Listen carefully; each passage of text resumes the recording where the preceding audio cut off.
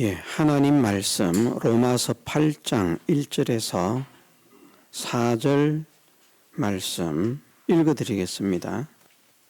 그러므로 이제 그리스도 예수 안에 있는 자에게는 결코 정죄함이 없나니 이는 그리스도 예수 안에 있는 생명의 성령의 법이 죄와 사망의 법에서 너를 해방하였음이라.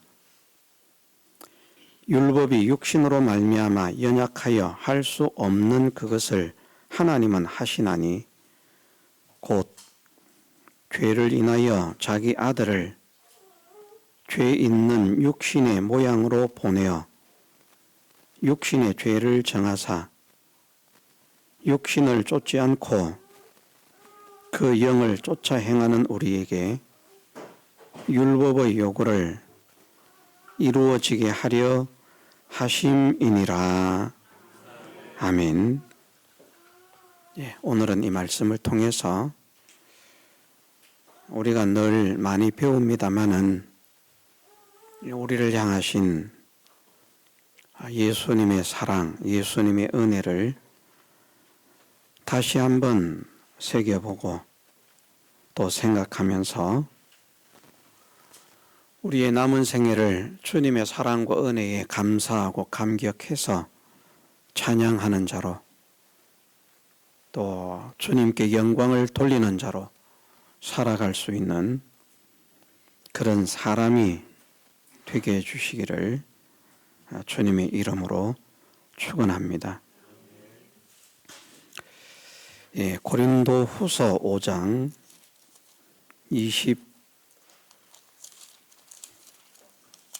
21절 말씀에 보면 하나님이 죄를 알지도 못하신 자로 우리를 대신하여 죄를 삼으신 것은 우리로 하여금 저희 안에서 하나님의 의가 되게 하려 하심이니라.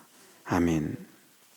하나님께서 죄를 알지도 못하신 자로 우리를 대신해서 죄를 삼았다. 오늘 로마서 본문에는 죄를 인하여 자기 아들을 죄 있는 육신의 모양으로 보내어 육신의 죄를 정하셨다. 죄를 지우셨다.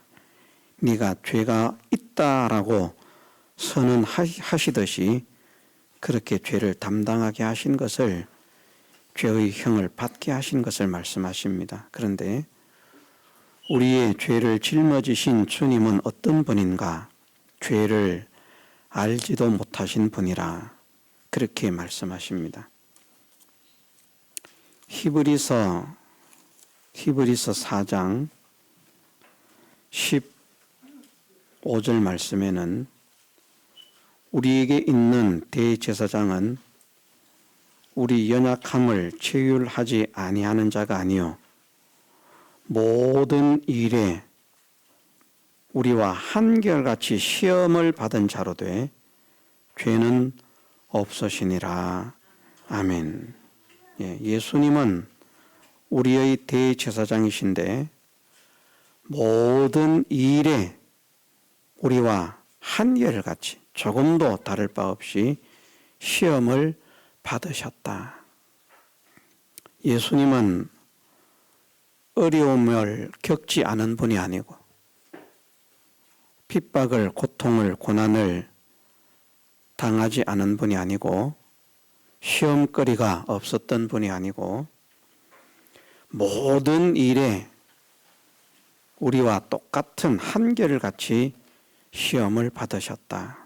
그러나 그 가운데서도 죄를 짓지 않으셨다 하는 것이 한결같이 시험을 받은 자로 돼 죄는 없으시다. 이렇게 말씀을 하신 것입니다. 베드로 전서 2장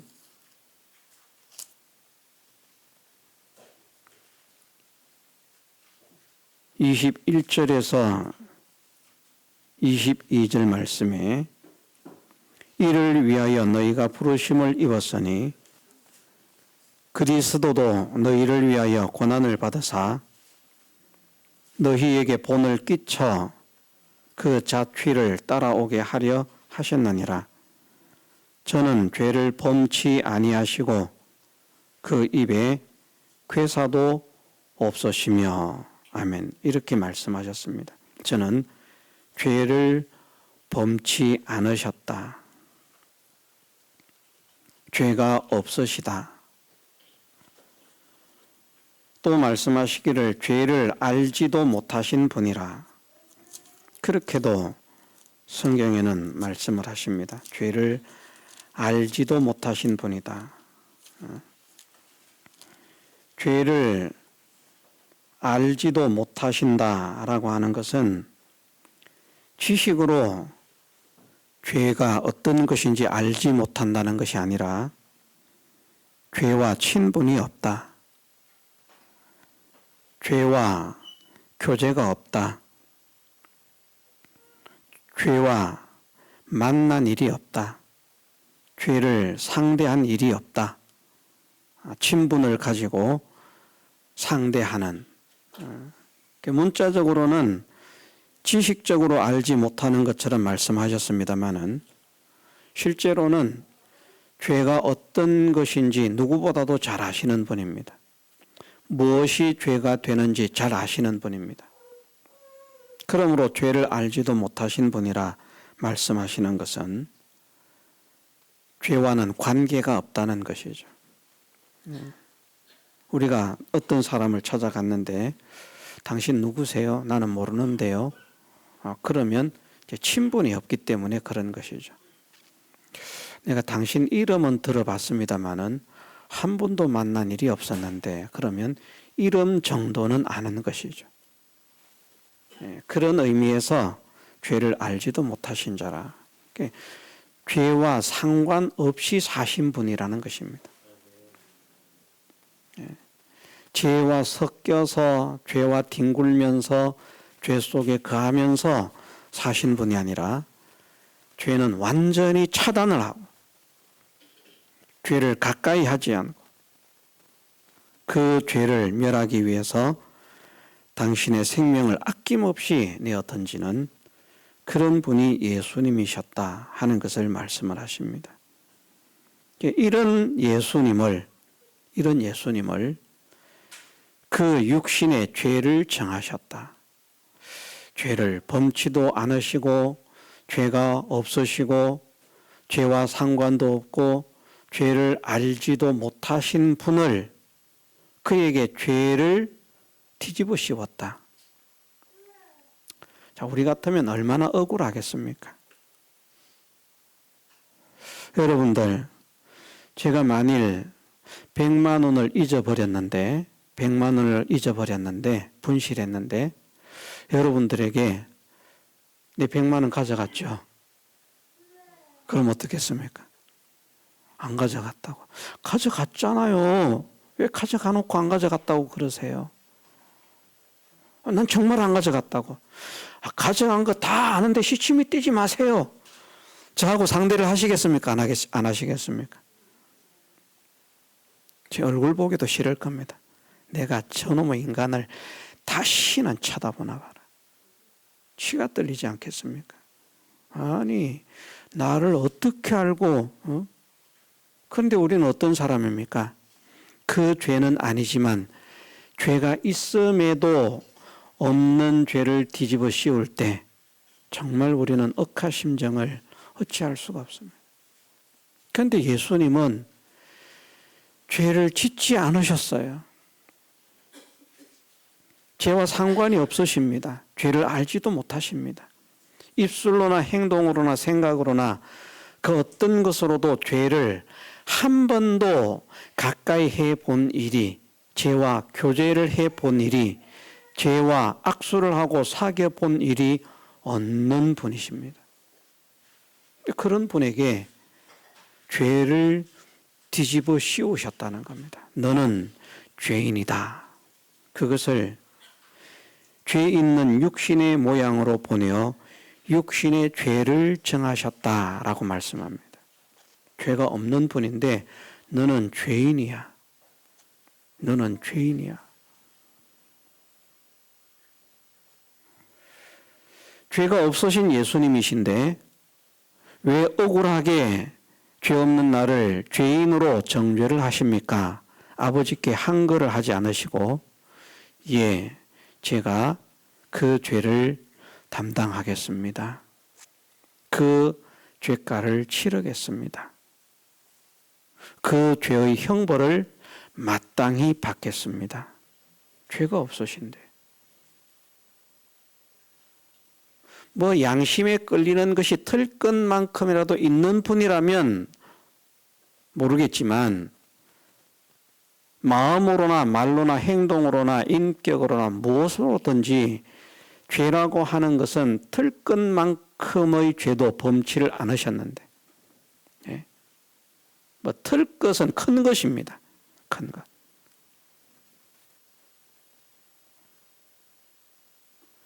그런 예수님께서 당신이 죄가 있다라고 당신에게 정죄를 하시는데 그 정죄를 합당하게 받아들이셨다.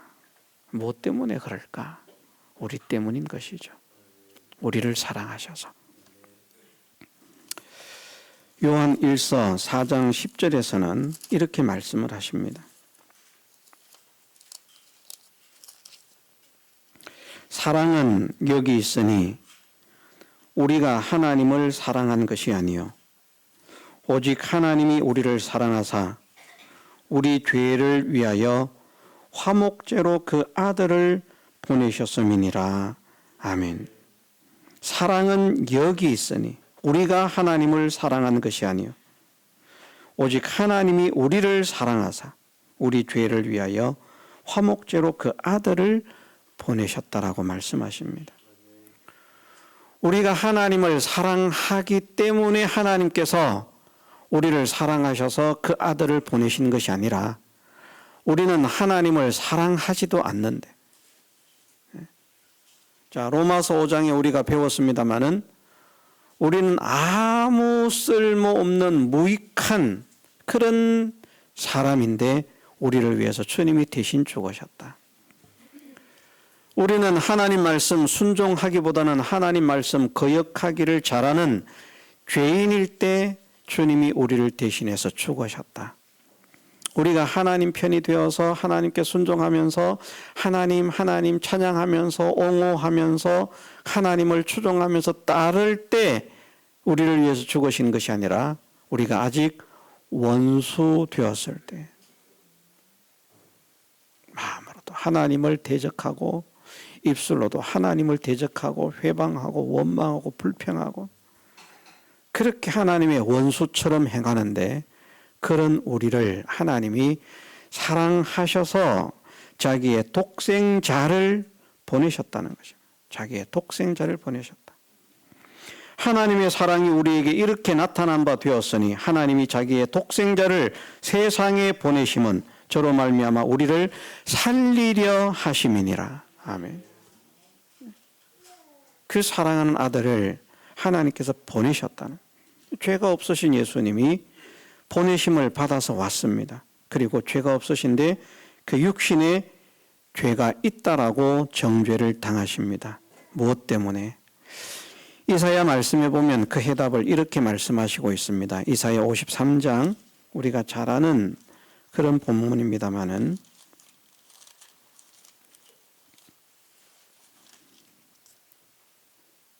이사야 53장 6절 말씀에 우리는 다 양 같아서 그릇 행하여 각기 제 길로 갔거늘 여호와께서는 우리 무리의 죄악을 그에게 담당시키셨도다. 아멘.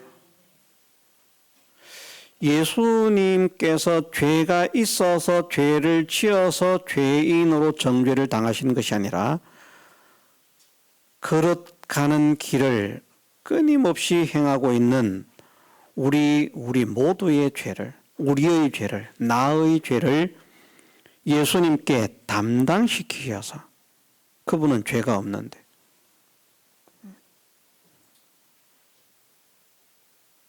너는 죄인이다. 그러므로 죄의 형을 받으라. 그렇게 말씀하시는 아버지의 말씀에 순종하셔서 죄가 없으신 그분이 우리의 모든 죄를 짊어지고 죄인이 되신 것입니다. 죄가 있어 죄인이 아니라 죄가 없지만 우리 대신 죄인이 되어 주신 것이다. 왜? 그렇게 하지 않으면 우리의 죄를 용서해 주실 수가 없기 때문에, 우리의 죄를 용서해 주시려고 하니까 우리의 죄를 짊어지셔야만 된다는 겁니다. 그런데 우리의 죄를 짊어지신 예수님의 그 대속제물의 삶, 화목제물의 삶, 희생제물의 삶이 얼마나 고통스럽고 고난의 삶인가를 우리가 생각해 보면, 제가 전에는 그런 생각을 하지 않았는데, 전에는 이런 생각을 하지 않았는데, 물론 뭐 예수님의 그 우리를 위한 고난, 우리의 죄를 짊어지신 그 고난, 누구보다도 깊이 있게 느끼면서 그렇게 가르쳤다라고 생각을 하는데, 이렇게까지는 생각해 보지를 않았었다. 어떤 생각? 자, 우리가 죄의 결과가 무엇입니까? 죄의 결과는 사망입니다. 그 사망이 어떤 사망을 말씀하십니까? 육신의 죽음을 말씀하는 것입니까? 아닙니다. 둘째 사망, 영원한 지옥의 형벌입니다.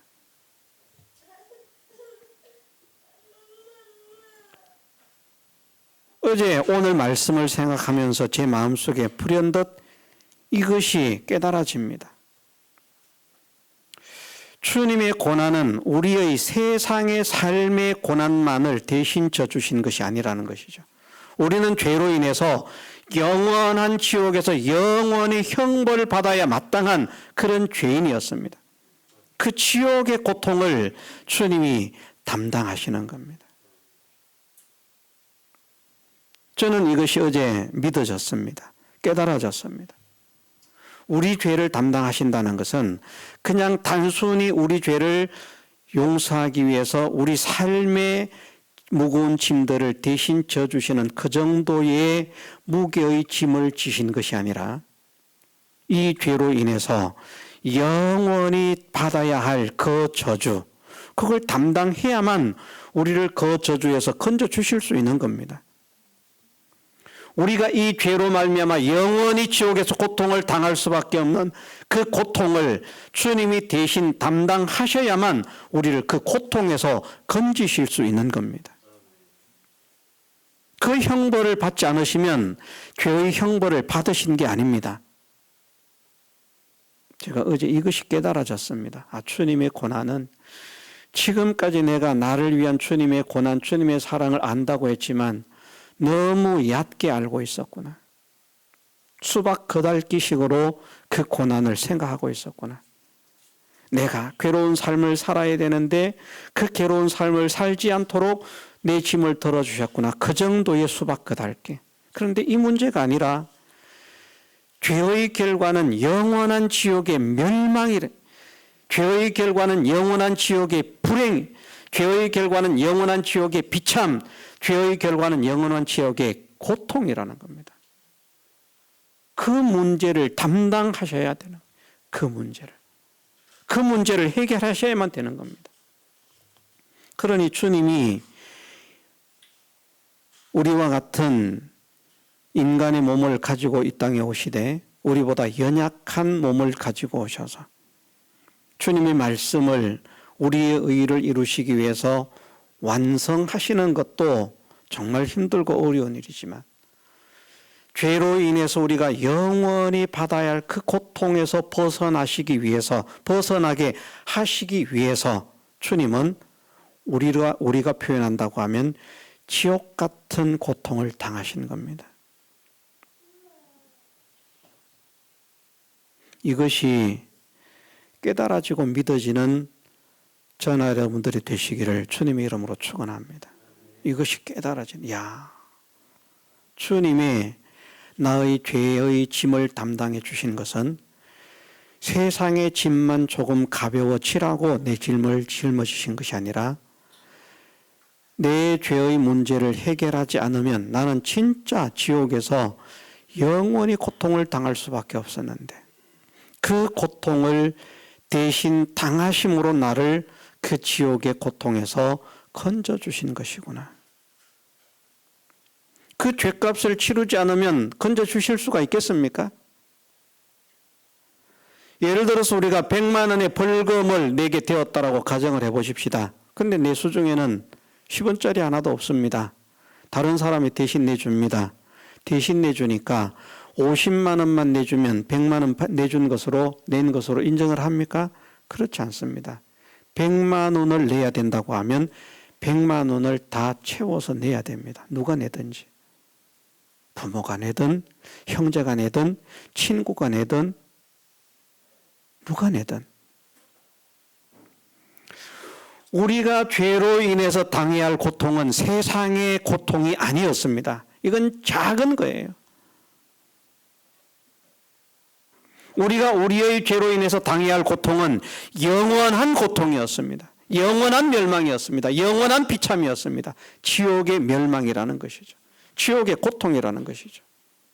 진짜 주님이 담당하신 것은 바로 그 죄값입니다. 그 죄값. 저는 지금까지 주님의 사랑을 우리 죄를 대속하기 위해서 대신 형벌받으신 대형의 사죄를 가르치면서 수박 그달기처럼 가르쳤다는 겁니다. 더 깊이가 있는 것인데. 이것을 생각하면 야, 주님의 삶은 얼마나 처절하고 고통스러운 삶이었을까. 얼마나 비참하고 가련한 삶이었을까. 우리의 죄를 다 짊어지신, 나같이 더럽고 추한 나 혼자만의 죄를 짊어지셔도 고통스러울 텐데 우리 모두의 죄악을 당신의 그 연약한 몸에 짊어지시고 우리가 당해야 할 그 고난을 대신 감당하신 그 고통이, 그 짐이 얼마나 무겁고 무거운 것이었을까. 저는 이것을 생각하게 하고 깨닫게 하신 하나님께 감사를 드립니다. 왜? 이름으로 인해서 주님이 나를 사랑하신 그 사랑을 더 깊이 깨달을 수 있기 때문에. 제가 주님을 위해서 당하는 고난은 고난이 아닙니다. 제가 주님을 위해서 당하는 고통은 고통이 아닙니다. 제가 주님 때문에 당하는 비참은 비참이 아닙니다. 제가 주님 때문에 당하는 가련은 가련이 아닙니다. 가난이 아닙니다. 주님은 표현할 수 없는 그 사랑으로, 표현할 수 없는 그 은혜로 영원한 우리의 죄의 짐을 짊어져 주셨다. 이것이 정말 확실하고 분명하게 믿어지는 저나 여러분들이 되게 하셔서 정말 남은 생에 이런 은혜를 받았구나, 이런 사랑을 받았구나. 이것은 우리가 배웠지 않습니까? 주님이 우리를 대신해서 형벌을 받으셨기 때문에 우리가 지옥의 고통을 당하지 않게 되었다. 고통의 멸망을 벗어나게 되었다. 지옥에 가지 않게 되었다. 이것은 수없이 배워서 압니다. 근데 그 정도가 아니라 정말 내가 지옥에서 영원한 고통을 당해야 되는데 그 고통을 당신이, 예수님이 그 몸에 짊어지심으로 그런 죄, 그런 고통을 당해야 할 자인 것으로 정죄를 받으셔서 내 죄의 형을 대신 받으심으로 그 영원한 고통에서 벗어나게 하셨다. 이것이 진짜 믿어지는, 진심으로 깨달아지는, 그래서 주님의 그 사랑이 감격이 되고 감사가 되고 찬양이 되고 주님을 생각할 때마다 감사하지 않을 수 없어서 하나님 감사합니다. 예수님 감사합니다. 정말 감사합니다. 어떻게 나 같은 죄인을 위해서 그렇게 하실 수 있었는지. 나는 내 자식을 위해서도 그렇게 할 수 없을 것 같습니다. 할 수 없을 것 같은 것이 아니라 못합니다. 사랑하는 자녀이기 때문에 자녀를 위해서 어지간히 희생하고 어지간히 고통을 당할 수 있습니다마는 지옥 같은 고통을 당하라고 하면 나는 견딜 수가 없을 것입니다. 그런데 어떻게 주님은 아무 쓸모없는 나를 위해서, 주님의 말씀 거역하기를 잘하는 나를 위해서, 주님의 원수로 행하는 나를 위해서 나 같은 자를 구원하시려고 그 무거운 짐을 지셨습니까? 그 무거운 고통을 당하셨습니까? 그 사랑을 깨닫게 하옵소서. 그 은혜를 깨닫게 하옵소서. 우리가 기도하십시다. 정말 그 사랑을 깨닫게 해달라고, 정말 그 은혜를 깨닫게 해달라고, 다시는 내가 주님을 배반할 수 없는 사람이 되게 해달라고, 다시는 주님을 빼앗길 수 없는 사람이 되게 해달라고, 다시는 주님을 잊어버릴 수 없는 사람이 되게 해달라고. 그 사랑 안에서, 그 은혜 속에서 하나님을 찬양하고 어떻게 하면 하나님을 기쁘시게 할 수 있을까? 어떻게 하면 주님의 그 사랑과 은혜를 사은한 자로 살 수 있을까? 내가 어떻게 하면 주님을 위해서 살 수 있겠습니까? 어떻게 사는 것이 주님께서 기뻐하시는 삶을 사는 것이겠습니까? 그 삶의 길을 깨닫게 하시고 그 삶의 길을 걷게 하옵소서. 기도하십시다. 우리는 기도밖에 진짜 답이 없습니다. 우리가 완악하고 강팍한 마음으로 어떻게 하나님의 사랑을 깨달아야 할 대로 깨달을 수가 있겠습니까? 하나님께서 깨닫게 해주셔야만 그 사랑과 은혜를 깨달을 수가 있거든요. 깨닫게 해주셔야만. 하나님께서 깨닫게 해주시는 그 은혜를 받으려고 하면 우리가 기도하는 것 밖에는 방법이 없습니다. 우리의 지식으로는 하나님을 알 수 없습니다. 세상의 그 어떤 지식으로도 하나님을 알 수 없다라고 말씀하지 않습니까? 우리가 세상의 지식으로 하나님을 아는 것 아닙니다. 사람들에게 배워서 하나님을 아는 것 아닙니다. 사람들에게 들어서 하나님을 아는 것 아닙니다. 하나님께서 성령의 감동을 통해서 어떤 분이신지 깨닫게 함으로, 어떤 은혜를 주셨는지 깨닫게 하심으로, 어떤 사랑을 주셨는지 깨닫게 하심으로 우리가 그 은혜를 받을 수 있기 때문에 우리가 할 수 있는 방법은 기도 외에 없다. 기도하십시다. 하나님 깨닫게 하옵소서. 그 사랑을 깨닫게 하옵소서. 그 은혜를 깨닫게 하옵소서. 그 사랑 받은 자로, 그 은혜 받은 자로 살게 하옵소서.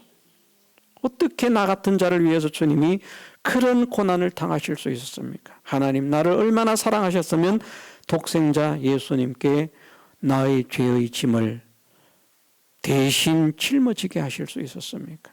나 같으면 내 자녀에게 남의 죄를 뒤집어 씌우지 못합니다. 근데 주님은 나를 얼마나 사랑하셨으면 그 짐을 짊어지시고, 하나님은 나를 얼마나 사랑하셨으면 그 짐을 짊어지우셔서 나를 하나님의 자녀가 되게 하셨습니까? 우리가 하나님의 보통 자녀입니까? 보통 자녀가 아닙니다. 하나님의 기업을 이어받을 후사라니까요. 후사. 우리가 세상에서 가난해도 괜찮습니다. 세상에서 고생해도 괜찮습니다. 짤막한 세상 고생하지만 주님 오시는 그날부터 우리에게는 하나님의 후사라고 하는 이 약속이 이루어질 것입니다. 모든 사람이 부러워하고 모든 사람이 흠모하고 그 뒤에 동참하지 못하는 자들이 가슴을 치면서 후회하는 그런 영광을 우리가 누리게 될 것입니다. 그 은혜를 당신의 몸에 우리의 모든 죄를 짊어지심으로 그 모든 죄의 형을 이 땅에서 당해야 할 고난만 짊어지신 것이 아니라 영원한 지옥에서 당해야 할 그 형벌까지도 온전히 그 몸에 짊어지심으로 우리의 죄를 속하심으로 우리가 죄에서 해방이 되게 되었다. 우리의 죄를 용서해 주셨다. 이 사실을 믿음으로 하나님을 찬양하는 우리가 되기를 원합니다. 하나님을 높이는 우리가 되기를 원합니다. 사랑하는 생애를 살아가는 우리 모두가 되게 해주시기를 주님의 이름으로 축원합니다. 다 같이 통성으로 기도드리겠습니다.